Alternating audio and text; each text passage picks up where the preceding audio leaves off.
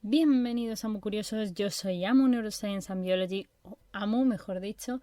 Neuroscience and Biology son los temas que más tratamos en este canal, neurociencia y biología, y por supuesto todas las ramas derivadas de estos, es decir, toda la parte de neurobiológica, neurofarmacológica, etcétera, y por supuesto también toda la parte de biología enfocada a todas sus ramas, biología botánica, biología celular, biología general, biología molecular, biotecnología, bioquímica, fisiología animal y vegetal, etcétera.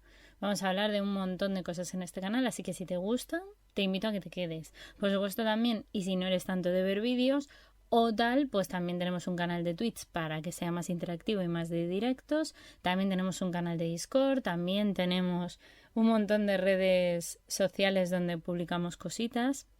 Por ejemplo, Facebook, Twitter, Instagram y Ciencia Red.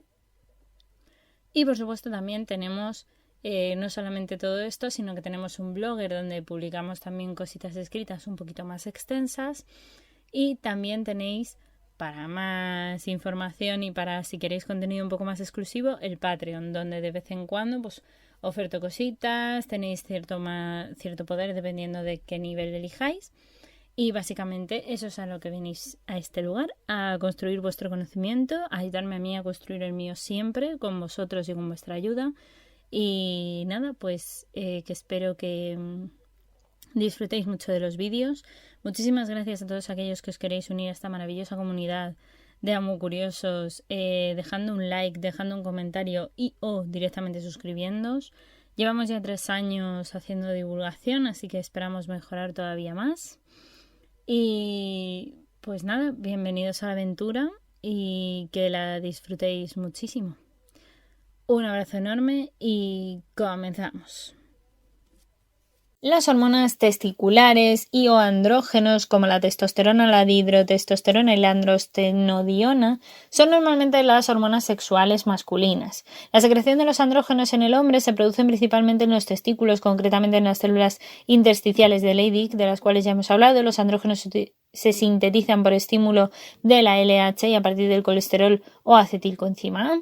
Las células de Leydig sintetizan sobre todo primero la androstenodiona, que por acción de la 17-hidroxilasa forma la testosterona, y de hecho la testosterona es el andrógeno testicular mayoritario, ¿vale? Tras la secreción de los testículos, o mejor dicho, tras la secreción por los testículos, el 32% de la testosterona se une a la albúmina y el 65% se une con una mayor afinidad a la globulina fijadora de hormonas sexuales o SHBG.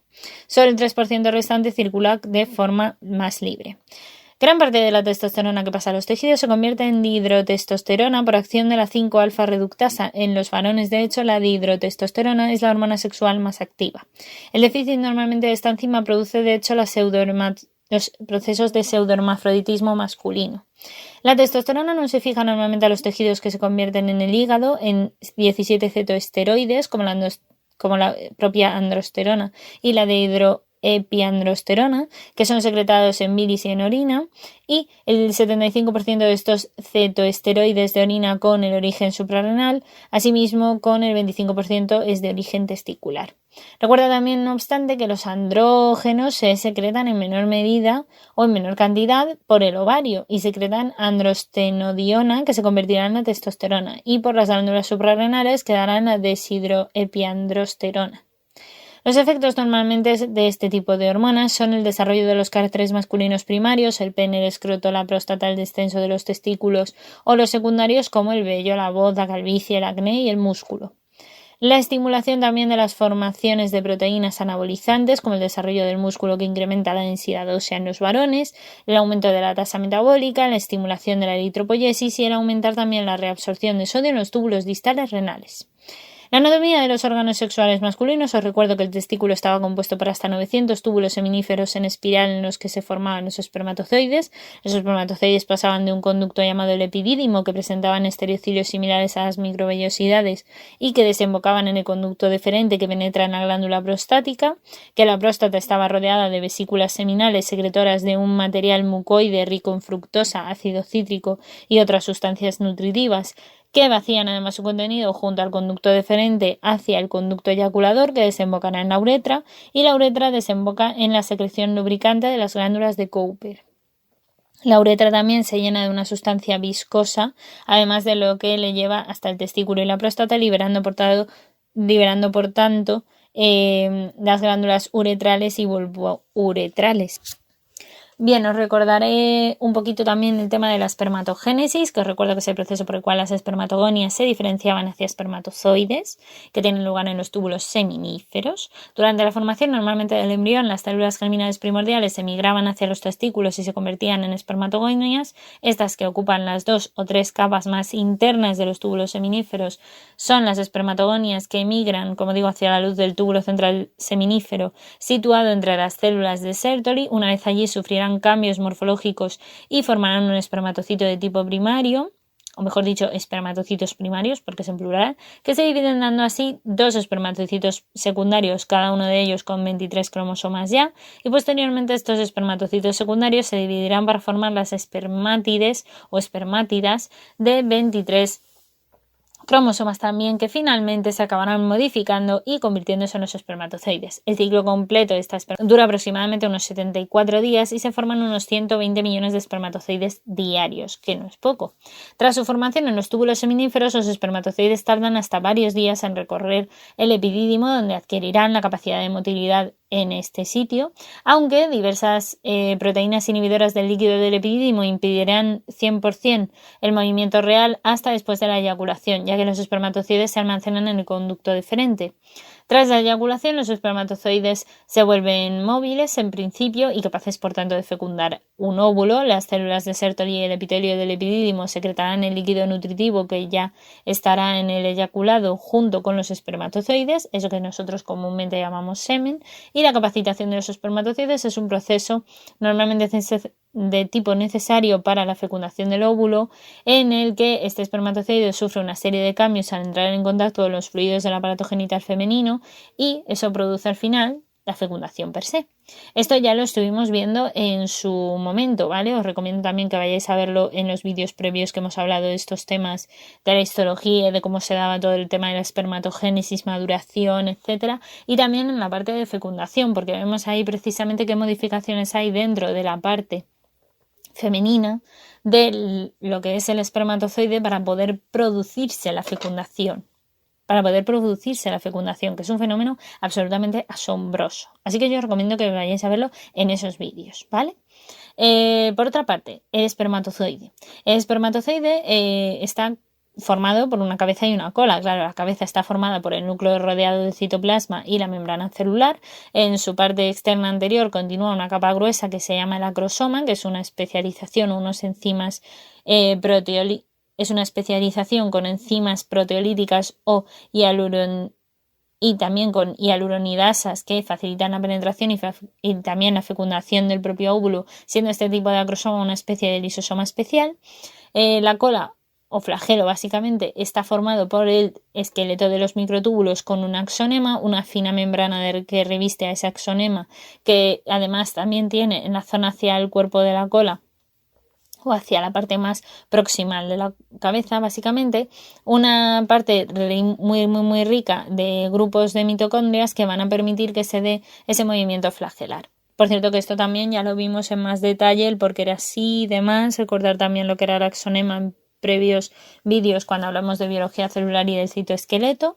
Y las hormonas que estimulan la espermatogénesis, sobre todo, destacan hormonalmente la testosterona, secretada por las células de Leydig, que es esencial para el crecimiento y división de las células germinales testiculares o espermatogonias, la LH, que estimula la secreción de la testosterona por las células de Leydig, y la FSH, que estimula las células de Sertoli para que las espermátides se modifiquen a espermatozoides, estrógenos y hormonas de crecimiento.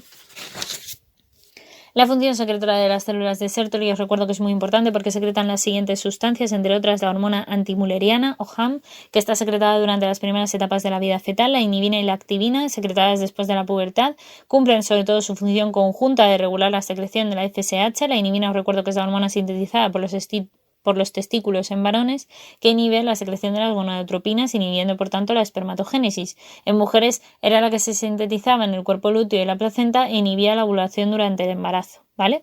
La proteína ligadora de andrógenos, o ABP, es la que incrementa la concentración de la testosterona en los túbulos seminíferos, permitiendo la estimulación de la espermiogénesis. El estradiol, que es la aromatasa de las células de Sertoli, la que convierte la testosterona a 17-beta-estradiol para la espermatogénesis directa, ya que los estrógenos sintetizados por esas células de Sertoli parece que participan también en la estimulación de la hormona de crecimiento y en la división de las espermatogonias, aunque por supuesto la proporción de este es infinitamente inferior al de las mujeres. El factor neurotrófico derivado de células gliales, que es el GDNF, se ha demostrado que funciona como un promotor de las espermatogonias indiferenciadas, el cual también asegurará la autorrenovación de las células madre durante ese periodo prenatal. El factor de transcripción del ERM, que es el requerido para el mantenimiento de células madre espermatogonadiales, es decir, espermatogonias básicamente en el testículo del varón adulto, y la transferrina, que es una proteína plasmática que liberará iones de hierro importantes, claro. Las vesículas seminales, os recuerdo que secretaban una sustancia mucoide rica en fructosa, en ácido cítrico, en fibrinógeno, prostaglandinas y otros nutrientes que van a ayudar a nutrir a los espermatozoides hasta que lleguen a fecundar al óvulo. Y se liberarán en la eyaculación junto a los espermatozoides. La glándula prostática era la que secretaba un líquido blanquecino que contiene iones como citrato, calcio, fosfato y una enzima de coagulación, aparte de una profibrolisina, que es normalmente la que contribuye a aumentar el volumen del semen, que tiene carácter alcalino, que neutraliza la acidez de otras secreciones, y de la vagina, que inhibe sobre todo la fertilidad de los espermatozoides. Y por otra parte tenemos al semen, que está compuesto realmente de los espermatozoides en un 20%, de las secreciones de las vesículas, que os recuerdo que eran las vesículas seminales las que ponían el 60% de la secreción del semen, la próstata ponía el 20% y las pequeñas cantidades de las glándulas uretrales hacen un 1% o menos de un 1% también. Y su pH, os recuerdo que el del semen está en 7,5, ¿vale? Las patologías asociadas a las gónadas masculinas, sobre todo, creo que ya las medio comenté. Hay alteraciones en las espermatogénesis, que pueden ser la oligospermia, que es cuando es un menor número de espermatozoides que la población normal, la azospermia, ausencia de espermatozoides, la astenozospermia, que sería la baja movilidad de los espermatozoides, o la teratospermia, que sería la alteración morfológica de los espermatozoides. La afectación en la salida de la espermatogénesis, debido sobre todo a alteraciones de la capacidad de producción de estos espermatozoides, pero que se mantienen normales en la producción de la testosterona por las células de Leydig. Esos mecanismos y causas pueden ser de forma primaria por un aumento de la temperatura testicular, ¿vale? O por mecanismos autoinmunes también, y la forma secundaria serían por otros factores estimulantes de la espermatogénesis u obstrucción del sistema genital. Las consecuencias y las manifestaciones en cualquier caso son la disminución del tamaño testicular, esterilidad y también la disminución del número de espermatozoides en un eyaculado normal, digámoslo así. Las alteraciones prostáticas, que son frecuentes con la edad de la aparición de los adenomas prostáticos benignos y con la obstrucción urinaria, así como la elevada tensión arterial. El tumor de la próstata evolucionará más rápido por la acción de la testosterona y por ello se valora también la extirpación en algunos casos de los testículos y por tanto la castración para disminuir así los niveles de testosterona si estos no se pueden controlar de otra forma. El hipogonadismo masculino global, que se clasifica de forma que la insuficiencia de ambas funciones de esa secreción de la testosterona por las células de Leydig y la espermatogénesis se puedan encontrar. Y los mecanismos y causas de esto serían de tipo primario por el hipergonadotropismo, que puede ser por castración, es decir, por infecciones como orquitis vírica, la parotiditis, irradiación, traumatismos, alteraciones cromosómicas como el síndrome de Klinefelter, os recuerdo trisomía XXI, o el cariotipo 47, que era el de XXI también, que podía darse, ¿no? Las gonadotropinas, que son altas porque los centros superiores del hipotálamo y hipófisis están desinhibidos, como la estimulación con gonadotropinas exógenas, que no obtienen por tanto respuestas, el tipo también secundario, que es el otro que tendríamos, o el hipogonadotropismo, que es el caso con incapacidad de la hipófisis para secretar la LH y la FSH, que normalmente tiene ese síndrome adiposo genital o Frohnlich-Babinski, que es el que hay un aumento de la aromatización de la testosterona en el tejido adiposo, por lo que aumentará la concentración de estrógenos y se inhibirá por tanto la liberación de la GnRH, o el síndrome de Maestre de San Juan-Kallmann, que se produce normalmente una deleción del gen CAL1 que condiciona precisamente un fallo en las neuronas productoras del GNRH y una atrofina de los bulbos olfatorios que aparecen así como hipogonadismo y anosmia. Las gonadotropinas en este caso sí que estarían disminuidas, la estimulación con gonadotropinas exógenas sería positiva y sería buena, y la prueba del clomífeno, normalmente una estimulación de la liberación de la GNRH, será negativa en ambas. Las consecuencias o manifestaciones, pues en el caso del hipogonadismo prepuberal llamado Las consecuencias o manifestaciones dependen del hipogonadismo que tengamos. Si es prepuberal, no se completa el desarrollo de los caracteres sexuales primarios ni se establecerán los caracteres sexuales secundarios, por lo que habrá también en muchos casos infertilidad por alteración de los túbulos seminíferos y una talla supranormal o gigantismo, además de un desarrollo muscular insuficiente u también el proceso de osteoporosis. El hipogonadismo postpuberal, sin embargo, lleva a una disminución de la libido y potencia sexual y una disminución de la masa muscular, la densidad ósea y la masa de hematíes con una ginecomastia. El hiperandrogenismo masculino es el aumento de andrógenos que puede ser exógeno con el empleo de anabolizantes en deportistas, suprarrenal o testicular, y el hiperandrogenismo testicular que puede ser primario con tumores de las células de Leydig, secundario por hiperproducción de gonadotropinas LH y FSH o producción ectópica de gonadotropinas o terciario también en la secreción anticipada de GNRH por el hipotálamo. Las manifestaciones con el hiperandrogenismo en varones no tienen manifestaciones clínicas, de hecho, per se significativas comparado con el caso de las mujeres, claro. No obstante, en hombres el exceso de andrógenos puede asociarse a la habilidad emocional, exceso del vello facial y corporal, la alopecia, la ginecomastia, el aumento de peso, el acné y cambios en la voz que puede llegar a ser un poco más profunda. Las patologías normalmente más asociadas con las gónadas femeninas, que no las habíamos comentado tan en profundidad porque estamos ahora un poco más en la región de las patologías, tendríamos que hablar de la insuficiencia ovárica estrógena. Las alteraciones que sufren por la disminución de estrógenos las mujeres serán diferentes si ocurren antes o después de la pubertad, como en el caso de los hombres. Puede haber un hipoestrogenismo primario o hipergonadotrópico. Puede ser por un hipoestrogenismo primario o hipergonadotrópico, que sería con una FSH y una LH elevadas por un fallo en la gónada, que ocurre en la menopausia, por ejemplo, en condiciones normales o fisiológicas, pero también ocurre en patologías como el síndrome de Turner o también en el caso de la monosomía X, anomalía cromosómica por falta del cromosoma X, os recuerdo, cariotipo X0, y malformaciones ováricas, extirpaciones ováricas y demás. Las gonadotropinas suelen ser altas y la estimulación con ellas es ineficaz. El hipoestrogenismo secundario o hipogonadotrópico se encuentra con un déficit de las gonadotropinas, ¿vale? Entonces las causas suelen ser por una elevación de los niveles de la prolactina en situaciones de estrés emocional y por la gestación. También en lesiones inflamatorias, en isquemias de la hipófisis, en el síndrome de Sinan, que suele ser una necrosis de tipo hipofisiaria que aparece cuando el parto se complica con una hemorragia intensa y también cuando hay hipotensión, ¿vale? La disminución de la GNRH por tumores es importante y la estimulación con las gonadotropinas exógenas es positiva, así que la prueba del clomífeno hace una estimulación de la liberación de la GNRH que es negativa en ambas, ¿vale? Similar a lo que ocurría en los hombres, vaya. Asimismo, podemos hablar de consecuencias y manifestaciones que serían el hipoestrogenismo prepuberal, que no aparecen los caracteres secundarios sexuales a la presencia de los estrógenos, la menorrea primaria, que es que no aparecería nunca una primera menstruación, no hay desarrollo de órganos genitales, no hay telarquía, es decir, no hay desarrollo mamario, no hay esterilidad, habría esterilidad, y retraso en el crecimiento u osteoporosis temprana. Si se desarrolla, por ejemplo, el vello púbico y el axilar debido a que depende de los andrógenos suprarrenales, entonces eso no tendría afectación. Y el hipoestrogenismo postpuberal sería una menorrea secundaria, es decir, un cese del ciclo menstrual que estaría un poco alterado, esterilidad, trofismo vaginal, con sequedad vaginal u otros problemas, disminución también del tamaño mamario y una alteración del perfil lipídico con alteración también de los vasos, con un aumento también del riesgo de la osteoporosis, entre otros procesos.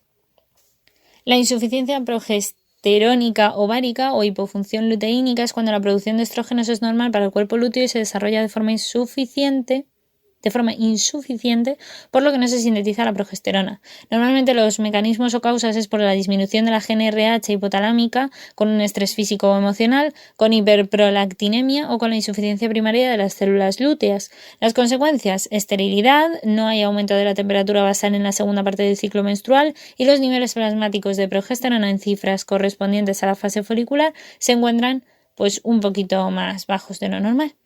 El hiperestrogenismo ovárico, que se produce porque pueden tener origen a nivel ovárico, suprarrenal o también a nivel exógeno. De origen ovárico, suprarrenal y exógeno. Mecanismos y causas que se tienen. Dentro del hiperestrogenismo ovárico se distinguen el hiperestrogenismo primitivo con tumores gonadales productores de estrógenos, el hiperestrogenismo secundario por estimulación por gonadotropinas hipofisiarias o ectópicas y el hiperestrogenismo terciario por lesiones hipotalámicas. Las consecuencias y manifestaciones serían el hiperestrogenismo prepuberal, que tendrá la pubertad o la pseudopubertad precoz, y el hiperestrogenismo pospuberal sería con una alteración en el ritmo menstrual con hemorragias uterinas, esterilidad, incremento del riesgo de las trombosis venosas o el aumento de la presión arterial. Y el hiperandrogenismo ovárico, que sería el síndrome de los ovarios poliquísticos o síndrome de Stein-Leventhal, se produce normalmente con una elevación de la LH, probablemente por pulsos demasiado frecuentes de GnRH, que normalmente se producen con una hiperplasia tecal y una sobreproducción de los andrógenos ováricos. Además hay una hiperproducción de andrógenos suprarrenales y se observan también una insulinoresistencia que suele ir acompañada. Las alteraciones hormonales con un aumento de la LH con niveles de FSH inferiores a lo normal aumentan la relación de la LH con la FSH, aumento leve por tanto de los andrógenos y el aumento de la estrona y el descenso evidentemente del estradiol. Normalmente los trastornos menstruales, la anovulación, es decir, que no haya ovulación, el hirsutismo, la obesidad o la resistencia a la insulina suelen ser parte de la clínica que acompaña con este tipo de síndrome. Pues hasta aquí por hoy, muy curiosos. That's all, folks. Espero que os haya gustado mucho el vídeo. Dejar un like, un comentario y una suscribida si no lo habéis hecho ya. Y nos vemos en el próximo vídeo. Que la ciencia y la fuerza os acompañe.